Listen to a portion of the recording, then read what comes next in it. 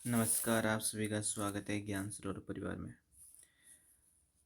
तो अपन ने भक्ति काल का पार्ट 1 कर लिया था।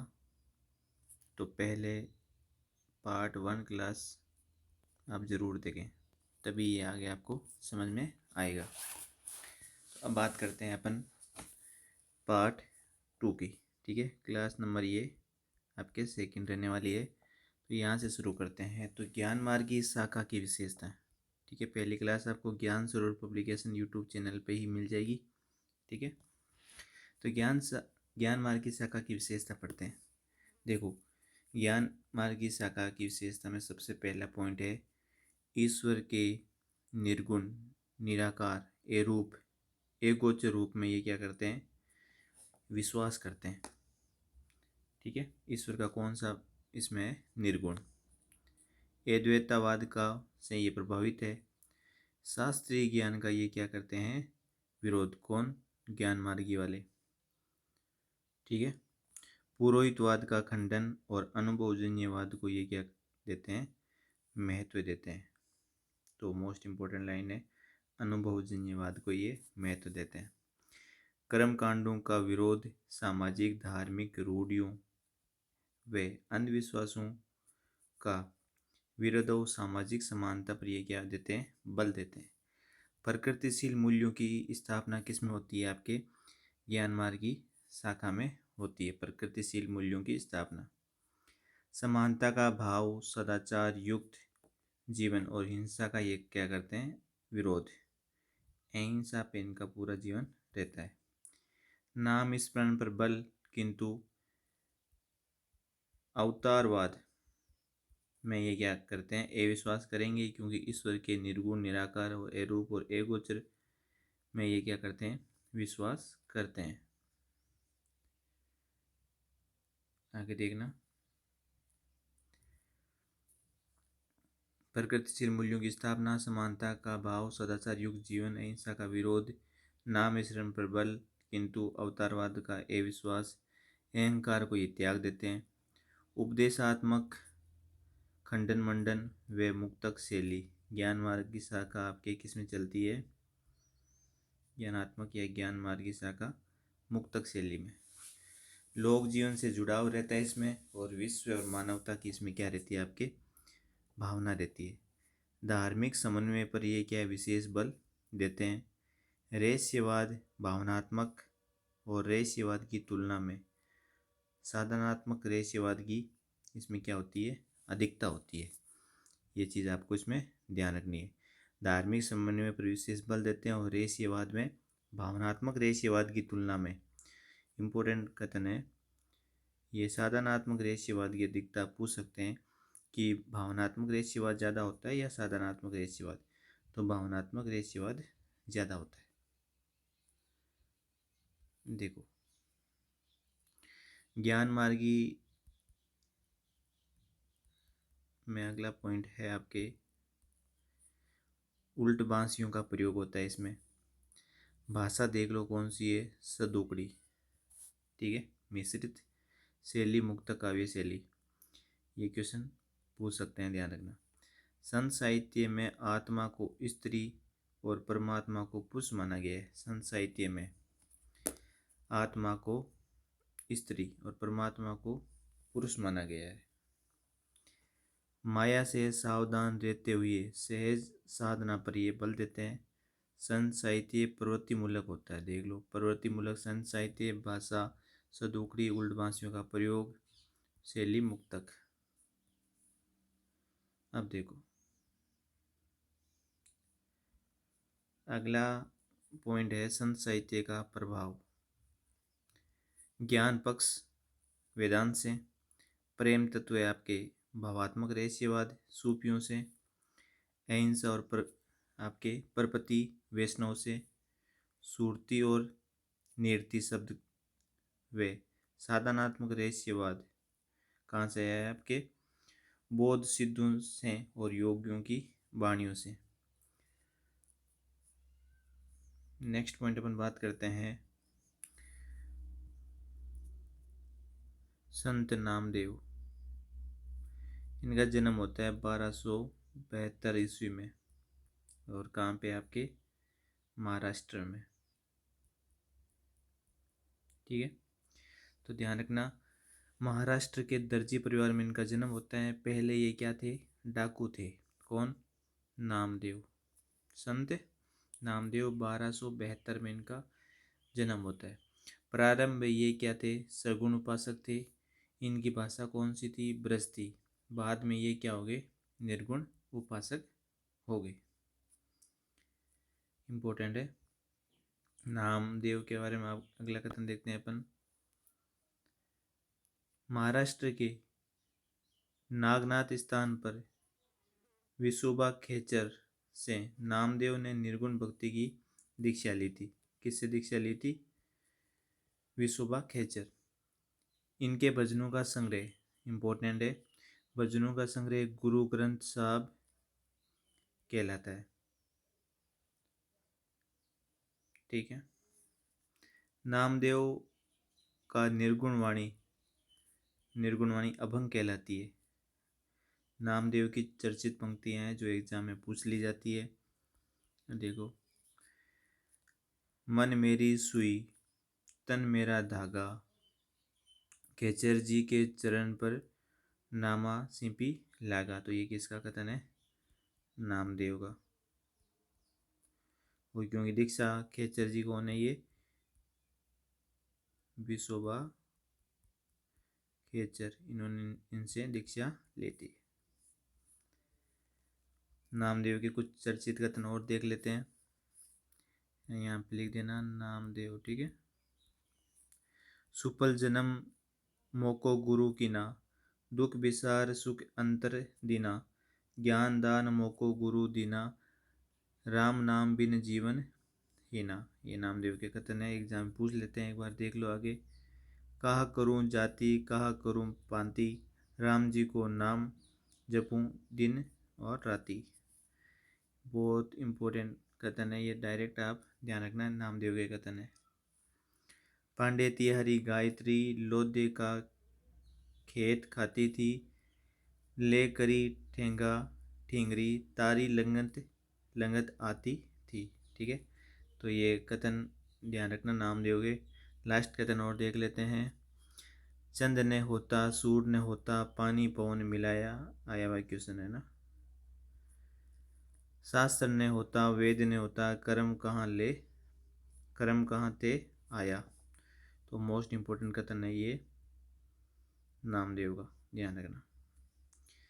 फिर आपके आते हैं कबीरदास।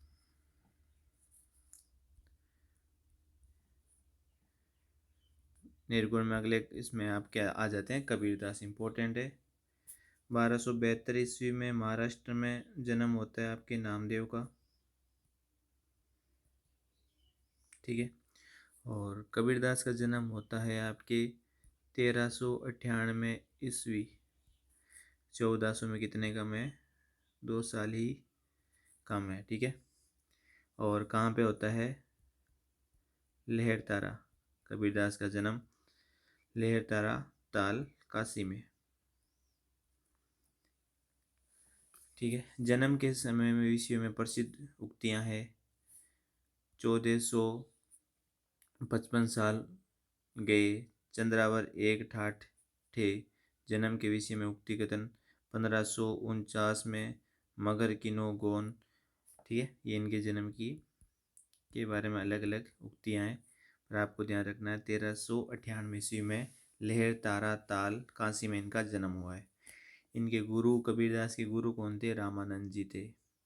इम्पोर्टेंट है।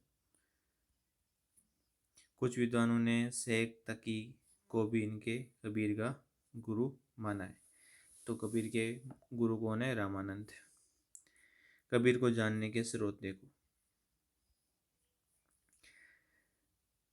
अब देखो, कबीर को जानने के स्रोत, एक तो भक्तमाला जो 1584 में आया हुआ क्वेश्चन है। भक्तमाला किसने लिखी, तो नाभादास ने लिखी थी। ठीक है, इम्पोर्टेंट, ध्यान रखना। तो और कबीर का जन्म 1398 ईस्वी में। कबीर स्रोत 1651 ईस्वी में किसने लिखी? मुकुंददास ने। एक भक्तमाला 1660 में भी लिखी गई थी, वो किसने? राघुदास। रस प्रबोधिनी टीका 1645 में, ये किसने लिखा? आपके पीरियादास ने। तो रस प्रबोधिनी टीका इंपॉर्टेंट है, पीरियादास। भक्तमाला 1660 में राघुदास।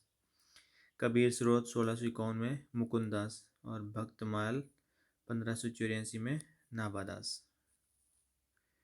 रस प्रबोधिनी टीका, ठीक है, किसका है? पीरियादास का। कब कब लिखा गया? 1645 में।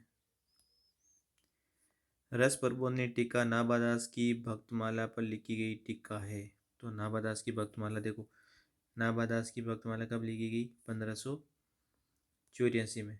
और पीरियादास ने इस पर टीका लिख दी थी 1645 ईस्वी में। तो काफ़ी इंपॉर्टेंट क्वेश्चन है, ध्यान रखना। इनके 471 पद गुरु ग्रंथ साहिब से अंकित है। कबीरपंथियों के दो ग्रंथ, एक तो आशा सागर, कबीरपंथियों के दो ग्रंथ, एक तो आपके हो जाएगा आशा सागर और दूसरा हो जाएगा आपके निर्भय ज्ञान। ठीक है, ये कबीरपंथियों के दो ग्रंथ है, इंपॉर्टेंट रखना। एक तो आशा है और एक आपकी क्या है? निर्भय है। अब बात करते हैं अपन कबीर जी के ग्रंथ। देखो, सबसे पहले बीजक। कबीर संप्रदाय के सिद्धांतों को समझने के लिए इसी ग्रंथ को प्रमाण, अगर अपन को कबीर संप्रदाय के सिद्धांतों को समझना है, इसके लिए कौन सा ग्रंथ पढ़ना पड़ेगा? बीजक। बीजक के 3 अंग होते हैं और हर एग्जाम में ये 3 ही पूछते हैं कि बीजक का कौन सा अंग नहीं है। जैसे पहले साखी, ठीक है, याद करना, से साखी, से शब्द, और एक होता है आपके रेमनी। ठीक है, साखी, साखी शब्द का अर्थ होता है साक्षी। गुरु उपदेश का प्रत्यक्ष रूप ही क्या है? आपके साखी है। गुरु के उपदेश ही गुरु को साखी कहलाए। जो गुरु के उपदेश ही क्या कहलाए? गुरु की साखी कहलाए। साखी का मतलब क्या होता है? साक्षी, जो गुरु के उपदेश होते हैं। कबीर की साखियां अंगों में विभाजित है, जैसे गुरु के अंग। कबीर की साखी किसमें? अंगों में। गुरु के अंग, विरह के अंग, ऐसे। साखी का खंडन मंडन, धार्मिक सामाजिक पाखंड और आडंबरों में क्या होता है? विरोध होता है, इंपॉर्टेंट है। खंडन मंडन, धार्मिक सामाजिक और पाखंडों में विरोध या आडंबरों का विरोध होता है आपके साखी में। फिर अगला, बीजक में 3 अंग आते हैं, साखी हो गया, ठीक है। अब आता है आपके शब्द। शब्द में देखो, शब्द वस्तुतः गे पद है। कौन से पद है? गे। शब्द में खंडन मंडन और ज्ञान के कथन की प्रवृत्ति मिलती है। इसमें तो क्या होता है? इसका विरोध होता है। शब्द व रमणी से प्रेम और विरह के गीत व साधनात्मक क्या होते हैं? गीत है। शब्द और रमणी, शब्द और रमणी में प्रेम और विरह के गीत व साधनात्मक गीत है। बात करते हैं रेमनी। यह साधारणतः 7-7 चौपाइयों के बाद एक दोहा संकलित किया जाता है। इसमें क्या? 7-7 चौपाई के बाद एक क्या है? दोहा संकलित किया जाता है। बीजक पर लिखी गई महत्वपूर्ण टीकाएं। तिरजा टीका बीजक पर लिखी गई है। विश्वनाथ सिंह देव की टीका, ठीक है, ये ध्यान रखना है। कबीर की बात करते हैं आगे। कबीर की भाषा, क्योंकि सबसे इम्पोर्टेंट सदोकड़ी होती है कबीर की भाषा, किसके अनुसार? रामचंद्र शुक्ल के अनुसार, ठीक है। कबीर की भाषा सदोकड़ी।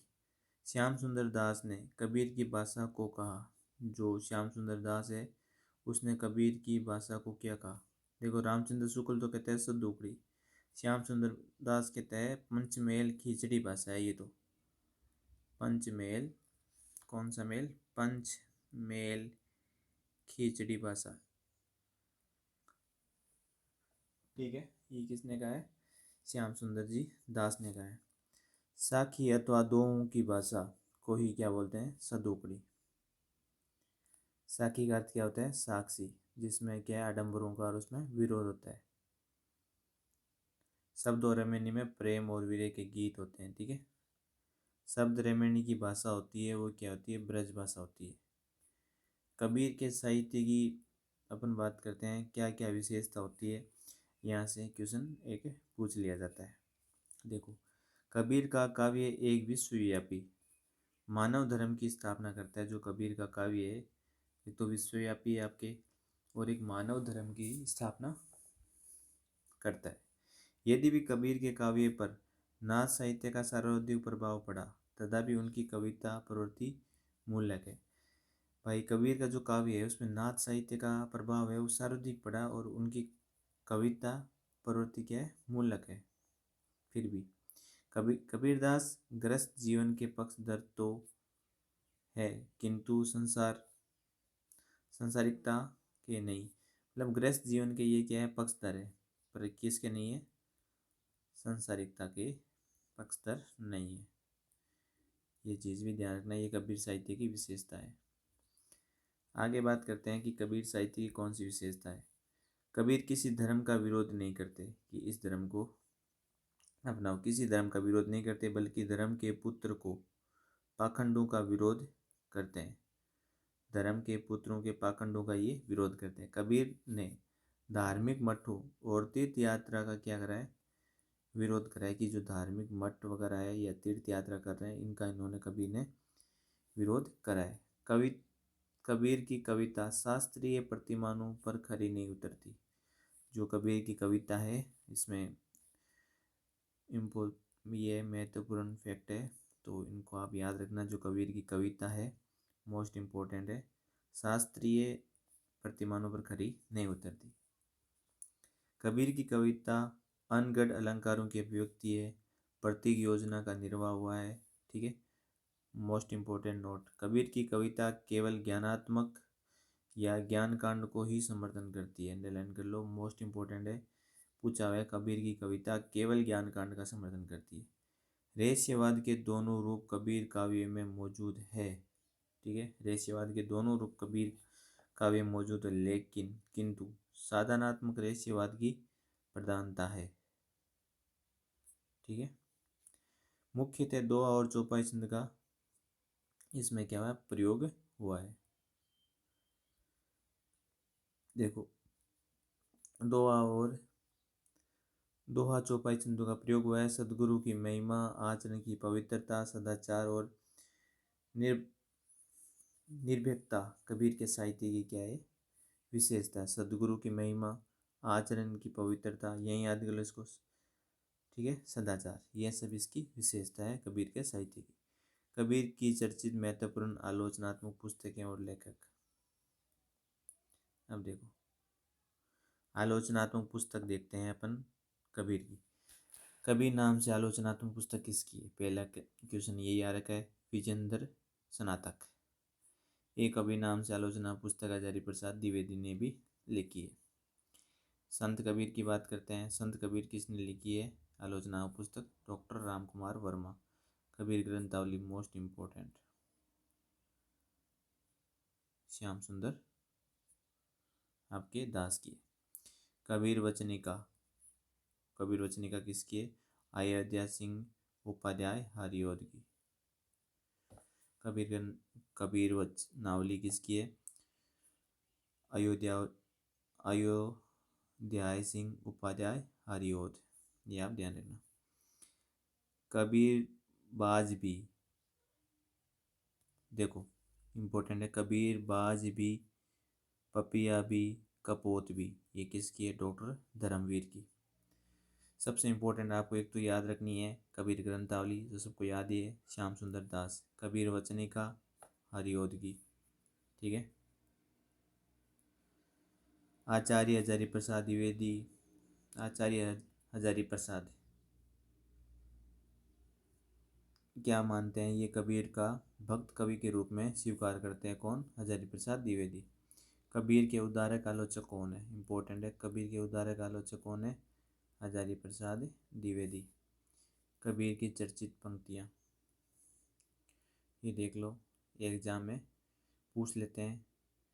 झिलमिल जगरा झुलते, देखो झिलमिल जगरा झूलते बाकी रही ने काहू, गोरख अटके कालपुर कौन कावे साऊ। तो ये कबीर की आपको डायरेक्ट पूछते हैं थे कि ये किसकी पंक्तियाँ हैं, ठीक है। देखो और देख लो, तू करता हूँ भैया, मुझ में नहीं रही न हूँ, वारी फेरी बली बेली गई, जीत देखूं तित तुम। ठीक है, ये मोस्ट इम्पोर्टेंट है, एग्जाम में डायरेक्ट पूछ लेते हैं। कबीर के विषय में कुछ महत्वपूर्ण वक्तव्य है, वो भी देख लेते हैं अपन, कौन क्या कहता है। एक रामचंद्र शुक्ल का एक बहुत ही अच्छा स्टेटमेंट है कि कबीर ने जिस प्रकार निराकार ईश्वर के लिए भारतीय वेदांत का पहला पकड़ा, उसी प्रकार उसने निराकार ईश्वर की भक्ति के लिए सूफियों का प्रेम तत्व लिया। देखो, कबीर ने जिस प्रकार एक निराकार ईश्वर, आपको पता है निर्गुण तो है ही, ठीक है, कि कबीर ने जिस प्रकार एक निराकार ईश्वर के लिए भारतीय वेदांत का पहला पकड़ा, उसी प्रकार निराकार ईश्वर की भक्ति के लिए सूफियों का प्रेम तत्व लिया। ये कीर्तन किसका है? आपके शुक्ल जी का है। एक शुक्ल का कथन ये है, तो एक तो यहाँ से पकड़ लेना, सूफियों का प्रेम तत्व है और निराकार ईश्वर का भारतीय वेदांत का पहला पकड़ा, ठीक है। दूसरा है कि इसमें कोई संदेह नहीं कि कबीर ने ठीक मौके पर जनता के उस बड़े भाग को संभाला जो नाथ पंथियों के प्रभाव से प्रेम भाव और भक्ति रस से शून्य और शुष्क पड़ता जा रहा था। ये बात एकदम सही है और कबीर, ये रामचंद्र शुक्ल ने सही कहा कि कोई संदेह नहीं कि कबीर ठीक मौके पर जनता के उस बड़े भाव को संभाला। ये शब्द याद रखना, जो नाथ पंथियों के प्रभाव से प्रेम भाव और भक्ति रस से शून्य और शुष्क पड़ता जा रहा था, ठीक है। शुक्ल जी का अगला कथन और है, कबीर का ज्ञान पक्ष तो रहस्य और गोहे की भावना से विकृत मिलेगा, पर सूफियों में जो प्रेम तत्व उन्होंने लिया, वे सूफियों की यहाँ चाहे काम वासना ग्रस्त हुआ हो, पर निर्गुण पंथ में वो क्या है, ए विकृत रहा। तो ये भी कथन क्या है, शुक्ल ने कहा है कबीर के लिए, कबीर का ज्ञान पक्ष तो रहस्य और गोहे की भावना से विकृत मिलेगा। तो ऐसे डायरेक्ट यहाँ से याद रखना। अगला शुक्ल जी का कथन है, अपने स्वभाव के अनुसार कबीर किसी को ज्ञानी या बड़ा मानने को तैयार नहीं थे, सबको अपना ही वचन मानने को कहते थे। सही बात है, शुक्ल जी का कथन है। तो ये अपने 4 स्टेटमेंट पढ़ी है शुक्ल जी के। हजारी प्रसाद द्विवेदी क्या कहते हैं, कबीर अपने युग के सबसे बड़े क्रांतिदर्शी शब्द याद रखना, हजारी प्रसाद द्विवेदी। कबीर वाणी के डिटेक्टर थे, तो आया हुआ क्वेश्चन है, सबको पता भी होगा ये, हजारी प्रसाद द्विवेदी ने कहा था कबीर वाणी के डिटेक्टर है। कबीर की कविता गुलवे का माल है, ये भी पूछा हुआ है, गलुए का माल है, तो ये हजारी प्रसाद द्विवेदी का। 15वीं शताब्दी में कबीर सबसे शक्तिशाली और प्रभाव उत्पादक व्यक्ति थे, 15वीं शताब्दी में, ठीक है। तो ये कथन किसका, हजारी प्रसाद द्विवेदी का। तो ध्यान रखना, इम्पोर्टेंट है काफ़ी। नेक्स्ट क्वेश्चन अपन चलते हैं आगे। हजारी प्रसाद द्विवेदी का अगला कथन है, वे हिंदू होकर भी हिंदू नहीं थे, वे साधु होकर भी साधु नहीं थे। ऐसी जब बात है, वे वैष्णव होकर भी वैष्णव नहीं थे, वे योगी होकर भी योगी नहीं थे। हजारी प्रसाद द्विवेदी, SPD। हिंदू होकर हिंदू नहीं, ऐसा 15वीं शताब्दी के शक्तिशाली दुल्वे का माल, वाणी का डिटेक्टर, सब किसके, हजारी प्रसाद द्विवेदी जी के कथन है।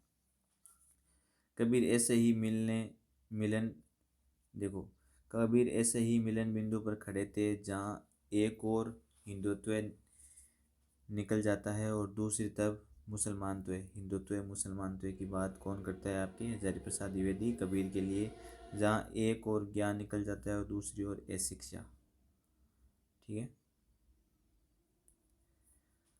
और कथन देखते हैं हजारी प्रसाद द्विवेदी की, वो एक क्वेश्चन है जो एग्जाम में डायरेक्ट पूछते हैं, जहाँ एक और योग मार्ग निकल जाता है, दूसरी, ये पढ़ लिया ऐसे ही, तो हजारी प्रसाद द्विवेदी कर देना। बच्चन सिंह का एक कथन देख लो, कबीर से देखो, उनसे कबीर से बड़ा मूर्ति भंजक इतिहास में कोई दूसरा नहीं हुआ, जो दूसरों की मूर्तियों ही नहीं तोड़ते, अपनी मूर्ति भी तोड़ मरोड़ कर गढ़ते हैं। ये बच्चन सिंह का कथन है। और आपको सबसे मूर्तियों के लिए ऐसा कुछ अलग ही मिलेगा तो बच्चन सिंह इसमें कर देना। ऐसे समझ लेना ये बच्चन सिंह की कोई मूर्ति है बड़ी सारी, तो ये बच्चन सिंह का कथन है। एक और है कि समाज सुधारक थे, गलत है ये कहना कि वे धर्म सुधारक थे। और भी गलत है कि यदि सुधारक थे तो रेडिकल सुधारक थे। सुधारक मूर्ति भंजक की बात कौन करेगा? बच्चन सिंह। याद रखना है, इसको डायरेक्ट पूछते हैं। अब देखो, एक बच्चन सिंह का कथन और है, वो भी ध्यान रखना। कबीर ने निम्न वर्गों में जो आत्मसम्मान की चिंगारी प्रज्वलित की है, जो कौन से वर्ग थे? निम्न वर्गों में, ठीक है, उसकी चिंगारी पूरे भारत में फैल गई, पूरे भारत में फैल गई। रेडिकल और मूर्ति सब बातें बच्चन सिंह की है, ये आप कबीर के पक्ष में ध्यान रखना। नेक्स्ट क्लास से अपन पढ़ेंगे रैदास, ठीक है। अगर क्लास अच्छी लगी तो कमेंट करना कि अपन इसको कंटिन्यू करेंगे, और सब स्टूडेंट तक शेयर करना। ये कंप्लीट आपके सिलेक्शन कंटेंट है, इसके अलावा आपको कुछ भी नहीं पढ़ना, ठीक है। क्लास में अपन बातें कम करते हैं, ओनली